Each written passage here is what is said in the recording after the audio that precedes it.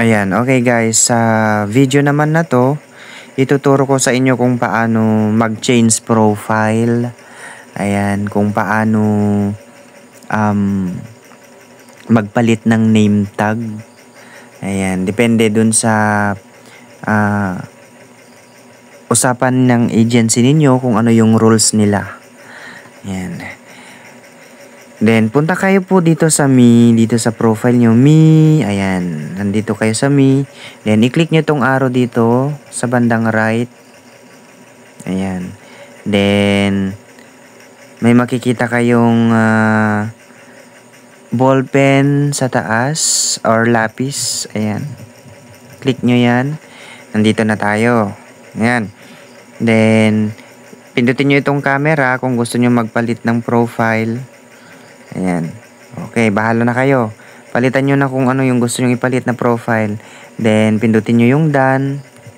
Pag okay na, ayan. Then, sa ano naman, sa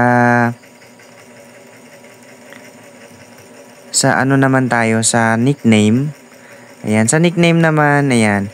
I-copy paste nyo lang yung isinend sa inyo sa GC ninyo. Ilong press nyo yung sinend nila sa inyo. Ayan, ilong press nyo. Then, pagkatapos may yung ilong press, ganito siya. Ilong press nyo yan. Sana, ito yung GC nyo sana, ilong press nyo yan. Then, may makikita kayong copy. Ayan. Then, for example, nakopy nyo na siya doon sa GC nyo. So, ipipaste nyo na siya dito. Delete muna natin for sample lang naman. Ilong press nyo din siya. Then, pindutin nyo yung paste. Ayan. Then, pindutin nyo na yung save. Ayan. Ganun lang po siya ka-basic mag-change ng name. Actually, dito walang bayad. So, pwede nyong palitan anytime yung name ninyo. Okay? So, ganun lang po siya. Then, after nyo na yan, mag-back na kayo. Ayan. Okay na siya. Then,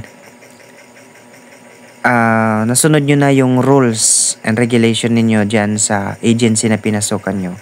Napalitan nyo na yung profile ninyo. Napalitan nyo na rin yung name tag ninyo. Ito na yung magiging outcome.